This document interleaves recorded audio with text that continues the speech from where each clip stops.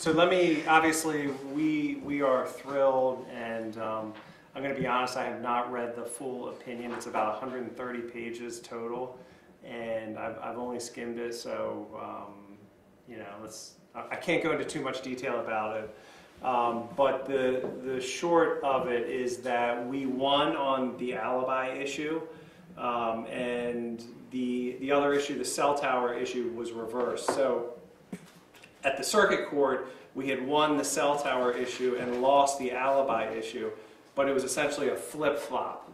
The Court of Special Appeals reversed the circuit court on both issues, which, you know, it is what it is. We sort of had a feeling that that might be how this would turn out, and indeed it did. But it's, you know, from what I've read, it's an incredible opinion, and we're thrilled with it. It's been a really long wait, and that's been hard, and it's been stressful. Obviously, not just for us, but for Adnan, who's now been in prison for 19 years, going on 20 years in prison. And, you know, our position, and I firmly believe that he is innocent, and that our goal is to get him out of prison. I did have a chance to speak with Adnan. Just by coincidence, he called right before the opinion came out, and then was able to call back afterwards. And he asked me to convey his deep gratitude and thanks from the bottom of his heart for all those people who have supported him this long, and all those people who have believed in him, to his family, to his loved ones, to Rabia and Susan and Colin and everyone who has contributed to this case. I'd also like to mention, lest I forget, this appeal was not only done by us. Hogan and Lovells, the excellent mega firm, contributed in a huge way. They were co-counsel on the appeal, and this success is in a large part attributable to their hard work. So, you know, it takes a village, and we've been fighting for so long that it just feels great to get over yet another hurdle. I will point out that since the original post-conviction was denied in 2000, sorry, I shouldn't hit the table or tell me. Since the original post-conviction was denied in 2000, we have won an application for leave to appeal, which got us back into the Court of Special Appeals. We won a remand back down to the circuit court. We won a motion to reopen post-conviction in the circuit court. We won the post-conviction in the circuit court, and now we have just won an opinion from the Court of Special Appeals. So a lot of judges and a lot of proceedings have weighed in on this case, and you know, we like where we are right now. Yeah, question? How big of a deal was the Serial podcast to this case? You know, if you recall, the first time around, we were pursuing the alibi issue, but we were unable to locate our alibi witness.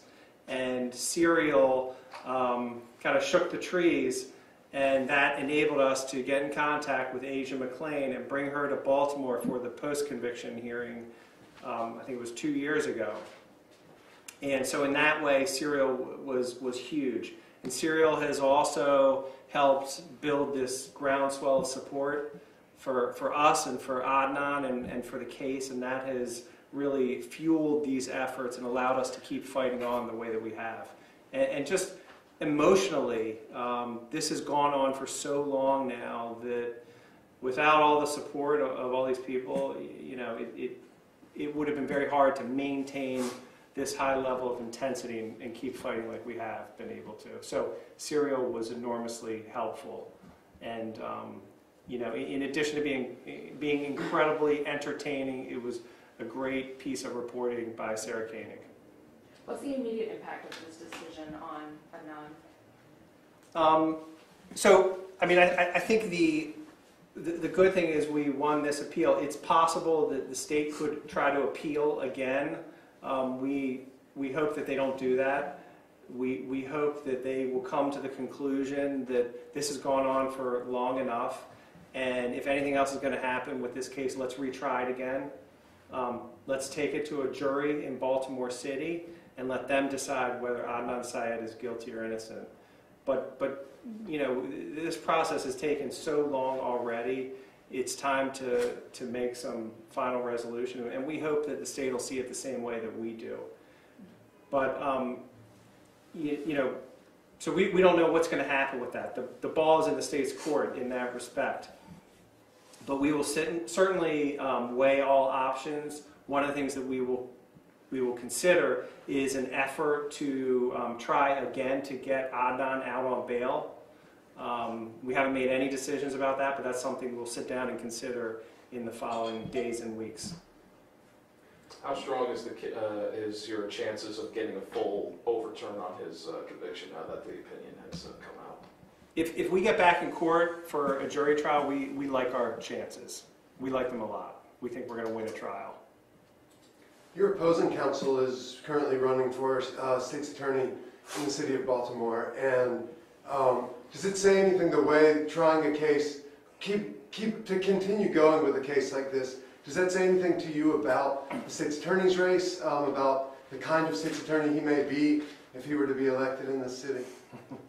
No, I think that the decision of whether to appeal, to attempt to go up to the Court of Appeals, to appeal this again, that's a decision that's going to be made by the Attorney General, by Brian Frosch. And you know, I might not see eye to eye with Mr. Frosch on this case, but I do have great respect for, you know, he's not going to make decisions based on publicity or elections or things like that. I do have faith in the process by which he will reach his decision, and I think that decision is his to make. Do you think that the dissenting opinion will embolden the state to appeal? I mean, is that part of their analysis, do you think, or part of yours? And It could. To be honest with you, I haven't carefully read the dissenting opinion, but you know, statistically, anytime there's a dissent, I think if you were to look at statistics of when cert is granted, I would imagine that it makes it somewhat more probable that the Court of Appeals would accept the case if the state were to pursue that. Can you talk about timeline from here on out? I guess you said it would, you know, first be a motion for bail and then potentially a retrial, but you know, how long are we really talking here? Yeah, so if the state were to try to appeal again, they would have to file their petition for cert in 30 days. And you know, it depends on what they do. If they go that route, then that slows things down. Maybe we could be slowed down for another year and a half. I think everyone's gotten a sense of, you know, the longer this case goes on, the bigger the file gets and the more complicated it gets. So that process could take some time. If, on the other hand, the state were to agree with us that the best way to resolve this is in front of a Baltimore City jury, then that process could move forward much faster. The case would then go over to Baltimore City Circuit Court, and you know, I guess it would go into reception court, and there would be a new trial date set, and we would go forward. So if the state does not seek to appeal again, things could move pretty fast. have you spoken to Agent McClain today? I have not. No, I haven't. The cost on this. What is the cost? The cost? The filing, the weeks, time. It's Look, it's a enormous resources have been poured into this. You know, not just lawyers, but investigators. You know, there are filing costs. The state has invested heavily in this case. So, you know, I don't think there's any way to calculate it, but litigation is not cheap. Safe to say millions of dollars, or, I mean, I'm thinking more for the state, or the city, or whatever. Yeah, I don't really know how the state is always in a unique position to litigate cases because their personnel gets paid the same. You know, I mean, they're working anyway, so they just handle another case. But I couldn't really give you an estimate for that. Justin, in your quiet time, after you've been working this case, Dave, and in your quiet time, what about this case goes to your gut and that makes you continue to fight? Hang on 1 second. I tried to do this I think I lost the...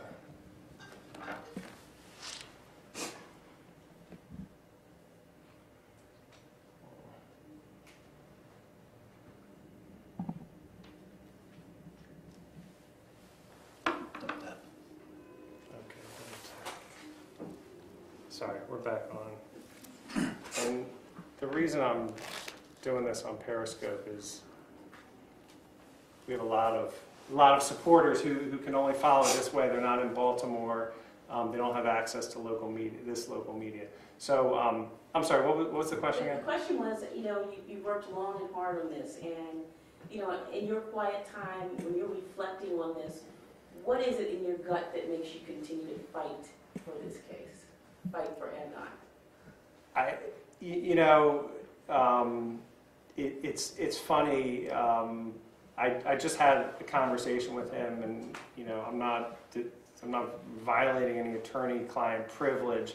But we were recently thinking back and remembering when we had initially been in for our first post-conviction hearing in 2010. And coming out of the courtroom, you know, I had done a lot of those proceedings before, and I could tell we were going to lose. I could tell the judge back then was going to rule against us, and I was distraught. And we went back, and I had the chance to, you know, sit down and talk to Adnan, and our relationship is funny because sometimes he's the one picking me up. But he was joking. He's like, "Man, you were so down and out. Like, I knew that I had to lift you up that time. Remember that?" He got a good chuckle out of that. But so he's been a great client, and his family is incredibly kind and generous, and you know, they give me my space to do my thing. And there's so many other people who have been there supporting these efforts, you know, Rabia and people at Undisclosed, Colin and Susan. So I've had a ton of support, and that has been instrumental in keeping us going. Chris, you were just representing Marcus Taylor in the GTTF trial, and without having to comment on your client, hearing some of the testimony about corruption and the ways that policing can go wrong, sitting in there, did that give you any insight if you do have to take this case back to court? Would that color the way you think about the way the justice system works, or about the way that someone like Adnan could be wrongfully imprisoned for such a long time? Well, I think the GTTF case and this particular case they're very different. And what we've learned through this process here in Adnan Syed's case is, although it's taken an incredibly long time, the wheels of justice are moving in the right direction. And that's sort of where we're focused on now, which is each step.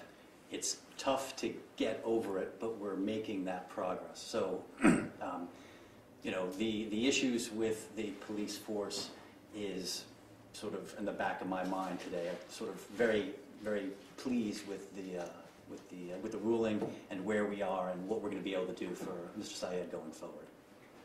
What's the time element on the bail motion? I don't know. Like we have not made any decisions about it. We're gonna take some time and think it over and see if it's worth a second effort. Talk to our client about it. See what he wants to do, and if we're gonna do it, we'll do it. Probably won't take that long. Why wouldn't he want to? Why wouldn't he not want to do it after being behind bars for so long? Well, I think he might want to do it. I would agree with you. But again, any step, we always discuss everything with our client, and there's one of the things to keep in mind is that he's been in prison for a very long time, and this is enormously stressful to any defendant. So, when the boat starts to shake and rock, that's stressful. And, sometimes we have to ease into things and we have to move along in a sensitive manner.